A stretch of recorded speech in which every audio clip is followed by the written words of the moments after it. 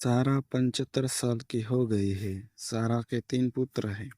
सारा जी के पति का देहांत तब हो गया जब वो 55 वर्ष की थी। सारा जी एक छोटे से पुराने घर में रहती है जिसको उनके पति ने ही बनवाया था। तीनों बेटे उनके साथ तो नहीं रहते, लेकिन ऐसा एक भी दिन नहीं रहता जब वो उनसे मिलने या उनकी सेवा करने नहीं आते हो। तीनों की पत्नियां भी दिन में आती है, यानी यूं ही समझ लीजिए कि उनका घर कभी खाली नहीं रहता। कोई ना कोई वहां उनकी सेवा चक्री में लगा ही रहता है। तीन बेटों ने अलग अलग अपना घर बना रखा है।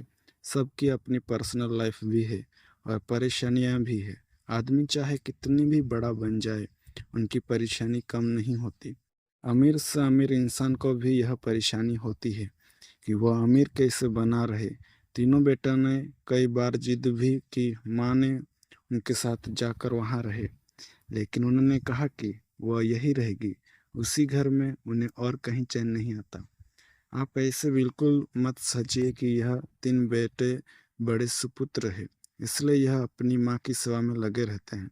तीनों बेटों को उनसे ज़्यादा प्यार या लगाव की असली वजह कुछ और है। वजह है उनकी माँ का बड़ा संदूक, एक बड़ा लड़की का संदूक जिस पर ताला लगा है। यह संदूक इनके जीवन में बहुत अहम भूमिका रखता है।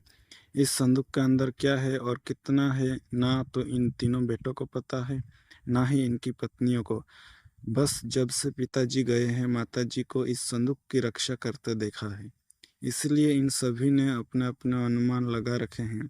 ना ही अनुमान, बल्कि इन्होंने एक आस लगा रखी है कि इस संदूक के खुलते ही यह क्या क्या करने वाले हैं। सारा जी उस संदूक को छोड़कर कभी नहीं जाती। कभी जाती भी तो अपने कमरे में बड़ा ताला लगा कर ही बाहर निकलती।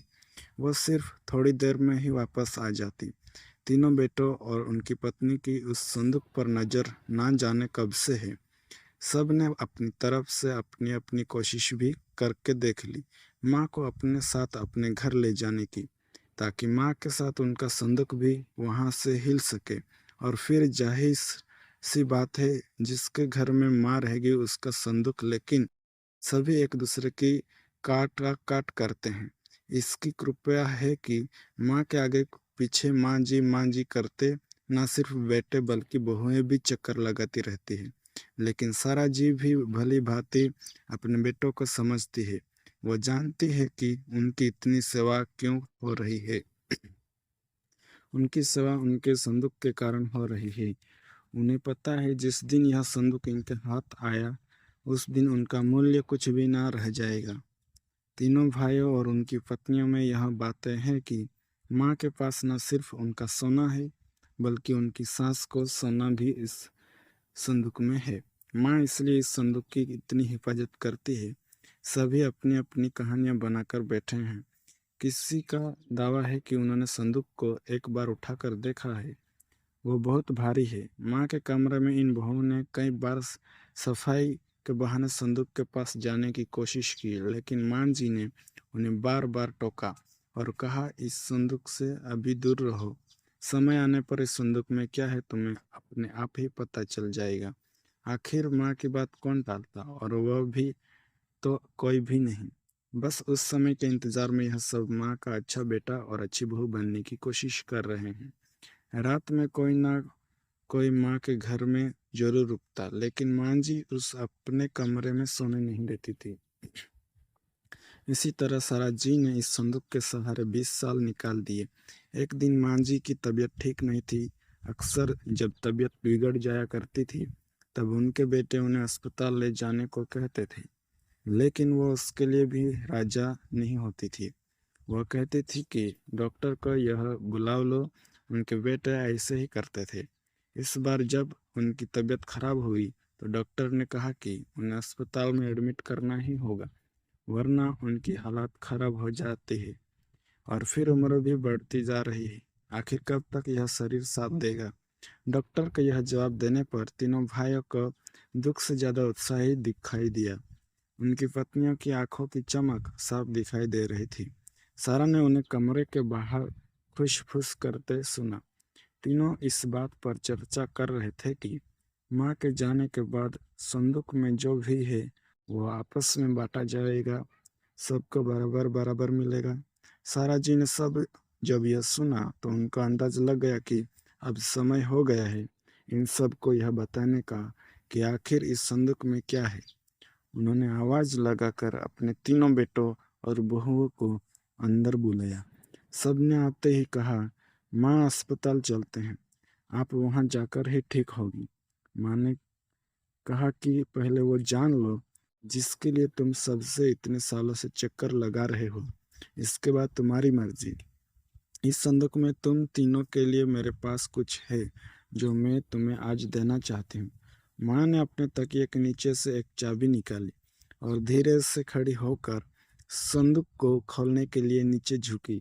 वहां खड़े सभी बेटे और बहू की धड़कन तेज थी। आज उनके बरसों का इंतजार खत्म हो रहा था। माँ ने संदूक खोला। संदूक में तीन अलग अलग कपड़ों में लपेट कर कुछ रखा हुआ था। सबकी आंखें बड़ी आश्चर्य के साथ उस संदूक की ओर ही थी। माँ ने कपड़े में लपेटा हुआ आसान आकर सामान उठाने को कहा। तीनों बेटों ने एक एक सामान उठा लिया और उसे खोल कर देखा। कपड़ा खुलते ही कमरे में मौजूद हर एक इंसान का मुंह फटा का फटा रह गया। उन कपड़ों में से निकला एक भारी पत्थर तीनों के हाथों में था। एक एक पत्थर, यह क्या माँ, इतने दिनों से तुम इन पत्थरों को संभाल कर रखी हुई थी और हमें बेवकूफ़ बना रहे थे। हमने सोचा तुमने गहने संभल कर रखे हैं। माँ ने कहा, मैंने तुम्हें कब बेवकूफ़ बनाया? और गहने तो थे, बहुत थे, लेकिन कब किसके लिए कितने बेचे इसका मैंने हिसाब नहीं रखा। जब तुम्हारे पिता आखिरी समय में थे तब हमारे पास कुछ नहीं था। तुम तीनों ने शादी के बाद ऐसा मुंह फेरा। क्या तुम्हें पता है कि किसी अभाव में उनका अंतिम समय गुजरा, पर उस समय भी उन्होंने तुम्हें कुछ नहीं कहा।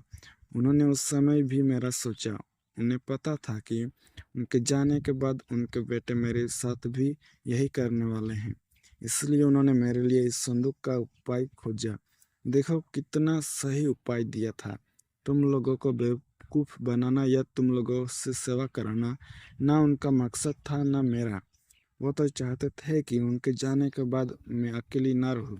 बेटे मेरे साथ ही मेरी आंखों के सामने, बस यही इच्छा थी। अब मैं शायद ज़्यादा ना रहूं, इसलिए मैंने तुम्हें सच बता दिया। सभी बेटे बहू अब कमरे से बड़बड़ाते हुए और गुस्से से निकले। करीब 1 घंटे तक माँ के कमरे के बाहर ही सब एक दूसरे पर अपना गुस्सा निकाल रहे थे। बहस हो रही थी कि अब माँ को अस्पताल ले जाने हैं कि नहीं, और ले जाएगा तो खर्चा कौन उठाएगा। माँ जी अपने बिस्तर पर लेटी हुई सब सुन रही थी। आपको यह कहानी कैसी लगी हमें कमेंट करके ज़रूर बताएं।